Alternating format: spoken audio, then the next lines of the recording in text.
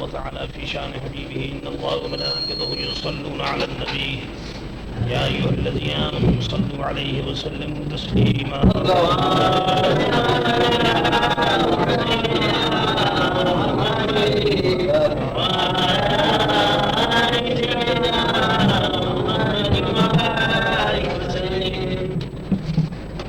اللہ تعالیٰ کا بڑا شکر ہے، اس کا بڑا احسان ہے کہ اس نے اپنے اس کمزور بندے کو یہ توفیق عطا فرمائی کہ آج تراویح میں قرآن عظیم کی تلاوت کا شرف حاصل ہوا۔ اللہ تعالیٰ قبول فرمائے۔ حدیث سنیے، سرکار دو عالم صلی اللہ تعالی علیہ وسلم کا ارشاد ہے، اتبعوا الصراط الاعظم فانه من شذ في النار۔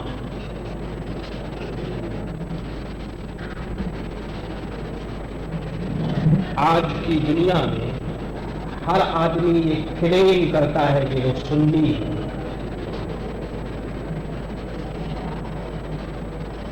جسے دیکھیے اس کی زبان پر یہی نعرہ سنائی دیتا ہے کہ وہ اہل سنت و جماعت ہے، لیکن سنی کون ہے، اہل سنت و جماعت کون ہے؟ اس سلسلے میں جو لوگ سمجھدار ہیں وہ جانتے ہیں کہ دعویٰ کرنے والے کون لوگ ہیں اور حقیقی معنی میں سنی کون لوگ ہیں۔ حدیث سنیے، فرمایا اتبعوا الصراط الاعظم۔ اہل سنت و جماعت کی جو علامت حدیث سے بیان کی گئی وہ یہ کہا گیا کہ بڑے گروپ کی پیروی کرو۔ تمہارے اندر جو سب سے بڑی جماعت ہے مذہب کی، اس جماعت کے مطابق اپنی زندگی بسر کرو۔ مسلمانوں کا سب سے بڑا گروپ، مسلمانوں کی سب سے بڑی جماعت وہ جو کرے اور جس راستے پر وہ چلے اسی راستے پر تم چلو۔ یہی وجہ ہے کہ ہم لوگ اہل سنت و جماعت ہے، اس کا مطلب یہ ہے کہ ہم اس جماعت کے مطابق اپنی زندگی بسر کرتے ہیں کہ جو سب سے بڑی جماعت ہے۔ مسلمانوں کی میجورٹی، مسلمانوں کی سب سے بڑی جماعت اللہ اس کے رسول کے حکم کے مطابق اگر ایک فیصلہ کرے تو اس فیصلے پر چلنا ضروری ہے۔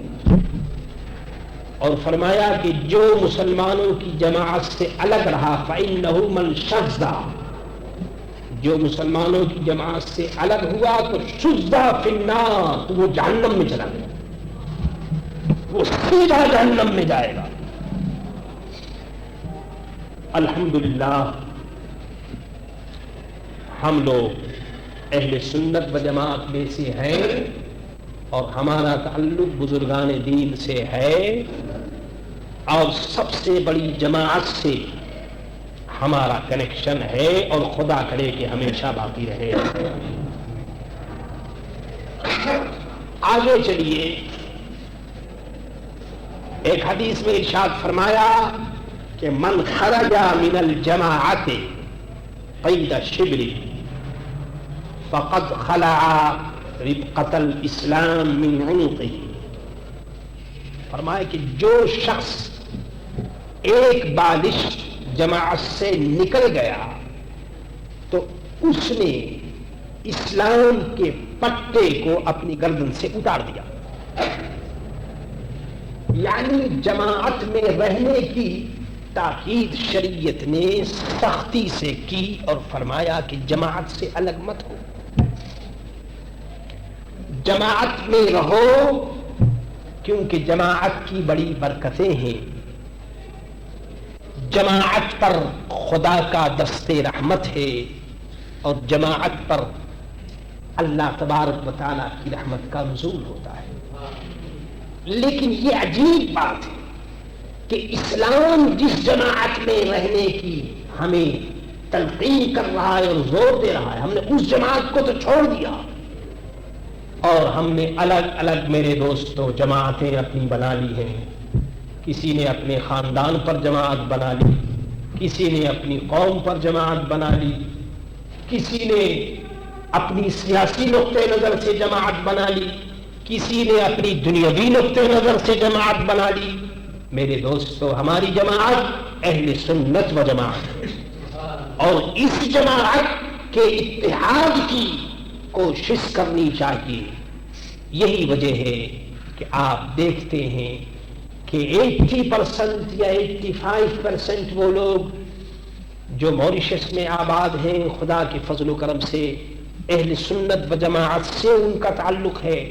اور خصوصیت کے ساتھ ان لوگوں میں وہ طبقہ جو غریبوں کا ہے، فقیروں کا ہے، یہ طبقہ وہ ہے کہ جو سال کے ہر حصے میں اہل سنت و جماعت کے مطابق عمل کرتا ہے، نماز پڑھتا ہے، خدا کی عبادت، رسول کی اطاعت، بزرگان دین کے نام پر مجلس، میلاد شریف اور صلاۃ اور سلام اور قیام اور فاتحہ، یہ تمام چیزیں الحمدللہ ہماری مجلسوں میں ہیں. اور جہاں یہ چیزیں ہیں آپ سمجھ لیجئے کہ وہی لوگ اہل سنت و جماعت میں ہیں.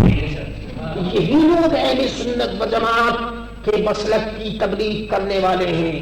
اور ویسے تو میرے دوستو ہر آدمی یہی کہتا ہے کہ وہ سنی ہے، لیکن کہنے میں اور کرنے میں میرے دوستو بڑا فرق ہے. آئیے ایک حدیث اور سنتے چلیں. اللہ اکبر. فرمایا کہ لا يجتمع امتی علی الضلالۃ وید اللہ علی الجماعہ فانہ من شذ فی النار. فرمایا میری امت گمراہی پر کبھی متفق نہ ہوگی. امت جو ہے کسی برے کام پر ایگری نہیں ہوگی، اتفاق نہیں کرے گی. یہ ایسا ہو نہیں سکتا کہ امت کے سب آدمی جو ہے کسی برے کام کو کرنا شروع کر دیں، ایسا نہیں. یعنی بتایا یہ جا رہا ہے کہ جس کام پر مسلمان اتفاق کر لیں شریعت کے مطابق اس کام کو کرنا چاہیے، اور اس کام کے کرنے میں اگر روڑا اٹکایا گیا، اس کام کے کرنے میں اگر رخنا ڈالا گیا، تو یہ لوگ اہل سنت و جماعت سے نہیں ہیں اور ان کا تعلق اہل سنت و جماعت سے نہیں. میرے دوستوں، ایک مثال میں آپ کے سامنے پیش کروں کہ اسلام کے حکم پر سر کو جھکا دینا اور اسلام کے آرڈر پر جھک جانا، یہی ایمان کی نشانی ہے. جو لوگ اسلام کے حکم کی موجودگی میں اکڑتے اور عقل کی بات ادھر سے ادھر جو کچھ منہ میں آتا ہے بکتے ہیں، یہ لوگ اسلام کو سمجھتے نہیں. آپ نے نام سنا ہوگا مجدد الفسانی حضرت شیخ احمد سرہندی رحمت اللہ تعالی علیہ. بہت بڑے بزرگ، سلسلے عالیہ، نقشبندیہ اور مجددیہ کے تاجدار مجدد الفسانی رحمت اللہ تعالی علیہ کا زمانہ ہے. ایک طرف مجدد صاحب تشریف فرما ہے اور دوسری طرف مغل امپائر کا سب سے بڑا بادشاہ اکبر کا زمانہ ہے. میں وہ سب بات تو نہیں کرنا چاہتا کہ اکبر نے کیا کیا اور کیا ہوا. میں صرف یہ بات بتانا چاہتا ہوں کہ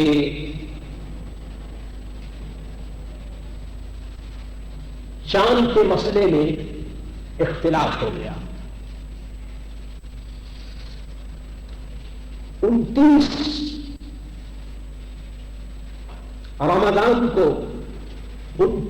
رمضان کو چاند نہیں نظر آیا، لہذا 30 رمضان کو مجدد صاحب نے روزہ رکھا، لیکن بادشاہ نے اعلان کر دیا کہ آج عید ہے. اب آپ بتائیے کہ بادشاہ کا مقابلہ کرنا، ایک فقیر ہے جو کہتا ہے کہ آج رمضان ہے، بادشاہ کہتا ہے کہ نہیں آج عید ہے.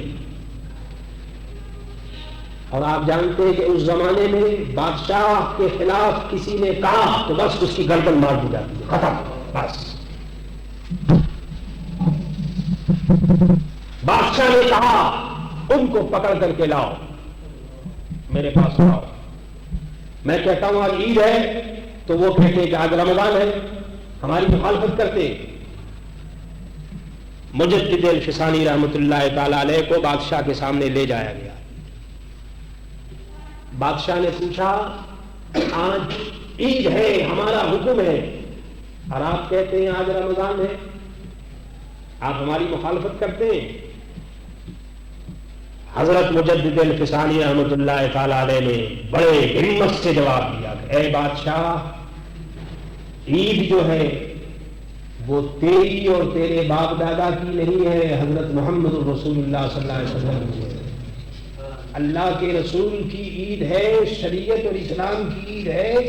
عید تمہاری نہیں ہے. جب شریعت حکم دے گی تو عید ہے، جب چاند نظر نہیں آیا تو پھر عید کیسے؟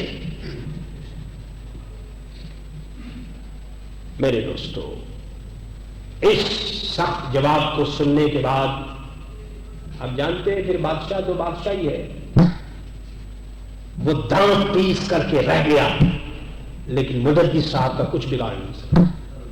کہا جاؤ تم عید کرنا ہے، جا کر تمہاری مرضی جو جاؤ تم کرو، لیکن میں تو شریعت کے مطابق کروں گا. یہ سیٹل ہو گیا. اس کے بعد مغرب سے 1 گھنٹہ پہلے 2 آدمی آئے اور انہوں نے کہا کہ حضرت مجدد صاحب رحمۃ اللہ تعالی علیہ، ہم نے عید کا چاند دیکھا ہے. آپ نے ان دونوں کو دیکھا اور دیکھنے کے بعد کہا کہ تم نے دیکھا ہے؟ انہوں نے کہا ہم نے دیکھا ہے، کہیں دور سے آئے. آپ کو جب اس کے اوپر اعتماد ہو گیا تو انہوں نے فرمایا کہ الحمدللہ اب چاند کا ثبوت مل گیا، اب روزہ نہیں ہو سکتا. فرمایا لاؤ فوراً پانی لاؤ، اب میں روزہ توڑتا. حالانکہ مغرب ہونے میں تھوڑا سا وقت باقی تھا، لیکن چونکہ شریعت کا ثبوت اب مل گیا تو فوراً اسی وقت روزہ توڑ دی. بادشاہ نے کہا کہ یہ آپ نے، جب ہم نے کہا تو آپ نے نہیں مانا اور ابھی آپ نے روزہ توڑ دیا. فرمایا کہ اے بادشاہ، اس وقت ہم نے حضرت محمد رسول اللہ کے حکم کو مانا تھا اور اس وقت بھی محمد رسول اللہ کے حکم کو مانتا ہوں. اس وقت ثبوت نہیں ملا تھا اس لیے روزہ تھا، اب ثبوت مل گیا اس لیے ہمارا روزہ نہیں. میرے دوست، شریعت کے مسئلے کو مسئلے کی اسپرٹ سے سوچنا چاہیے. آدمی اگر اپنے دماغ سے کسی مسئلے کو سمجھنے کی کوشش کرے گا ناکامیاب ہوگا. مینٹل پاور کو انکار کیجیے، بلکہ شریعت کو، شریعت کی اسپرٹ اور شریعت کی لائف میں سمجھنے کی کوشش کیجیے تو آپ کو معلوم ہوگا کہ شریعت کیا ہے. آج دنیا کا جج یہ دعویٰ کرتا ہے کہ وہ قانون جانتا ہے، بیرسٹر یہ دعویٰ کرتا ہے کہ وہ قانون جانتا ہے، ایڈوکیٹ دعویٰ کرتا ہے کہ قانون جانتا ہے. لیکن آج ایک دین کا خادم مگر ایک مسئلہ بتائے تو لوگوں کی رد بڑھتی ہے. لوگ کہتے ہیں یہ کیسے ہو سکتا، وہ کیسے ہو سکتا. میرے دوستو، اسلامی شریعت کسی کے باپ دادا کی نہیں ہے، وہ محمد رسول اللہ صلی اللہ تعالی علیہ وسلم کی ہے. ہم کسی بزرگ کو جو مانتے ہیں تو اس لیے مانتے ہیں کہ انہوں نے محمد رسول اللہ کی شریعت پر عمل کیا ہے، صلی اللہ علیہ یا رسول اللہ. تو میرے دوستوں، فرمایا کہ امت جس کام پر متفق ہو جائے تمہیں چاہیے کہ تم اس راستے پر چلو. اور فرمایا کہ جماعت پر اللہ کی رحمت ہے، اور جو جماعت سے الگ ہو گیا وہ دوزخ میں الگ ہو کر جائے گا. اللہ سے دعا کرو کہ اللہ تبارک و تعالی ہمیں آپ کو سب کو جماعت میں رکھے. آمین آمین آمین. اعلی حضرت نے فرمایا ہے کہ اہل سنت کا ہے بیڑا پار اصحاب حضور. اہل سنت کا ہے بیڑا پار اصحاب حضور. نجم ہے اور ناؤ ہے عطرت رسول اللہ کی. اہل سنت و جماعت کی کشتی انشاءاللہ پار ہوگی، یہ ہاربر پر پہنچ کر رہے گی، کیونکہ نجم ہے اور ناؤ ہے عطرت رسول اللہ کی. ہمارے ہاتھوں میں صحابہ کا دامن، اہل بیت اطہار کا دامن، اللہ کے لیے بندوں کا دامن. اعلیٰ حضرت فرماتے کہ وہ کیا جانے گا فضل مرتضیٰ کو، وہ کیا جانے گا فضل مرتضیٰ کو، جو تیرے فضل سے جاہل ہے یا غوث. اے غوث اعظم رضی اللہ تعالیٰ عنہ، جو آپ کو نہیں جانتا وہ حضرت مولا علی کو کیا جانے گا. اور میرے دوستو، جو حضرت مولا علی کو نہیں جانتا وہ حضرت سیدنا عثمان غنی اور حضرت فاروق اعظم اور حضرت ابو بکر صدیق رضی اللہ تعالیٰ عنہ کو کیا جانے گا. اور جو خلفائے راشدین کو نہیں جانتا وہ حضرت محمد رسول اللہ صلی اللہ تعالیٰ علیہ وسلم کو کیا جانے گا. اور جو حضرت محمد رسول اللہ کو نہیں جانتا وہ اللہ تبارک و تعالیٰ کو کیا جانے گا. میرے دوستو، اسی لیے تو ہمارے بزرگوں نے جو فرمایا صحیح فرمایا کہ صد کتابوں صد برق در نار کن، روئے ایمان جانب دلدار کن. فرماتے ہیں یہ کتابیں اور یہ تمام چیزیں اپنی جگہ رکھو، لیکن اللہ والوں کی بات، جو شریعت کے امام ہیں، جو طریقت کے امام ہیں، جن لوگوں نے اسلام کو پیش کیا، ان کے سامنے عقل کی باتیں مت کرو. اور جو کچھ انہوں نے فرمایا، شریعت کو پیش کیا، اسلام کو پیش کیا، اس کے اوپر چلو. اسی میں دین و دنیا کی بھلائی ہے. دوستو عزیزو، آپس میں متحد رہو، آپس میں متفق رکھو، ایک دوسرے سے محبت کرو. اور اہل سنت و جماعت کا جو ہم دعویٰ کرتے ہیں، کوشش کرو کہ ہم سب مل جل کر رہیں، دنیا میں بھی مل جل کر رہیں، اور قیامت میں بھی انشاءاللہ تعالیٰ ایک ہی جماعت میں ہمارا اٹھنا ہو، ہمارا حشر ہمارا نشر ہو.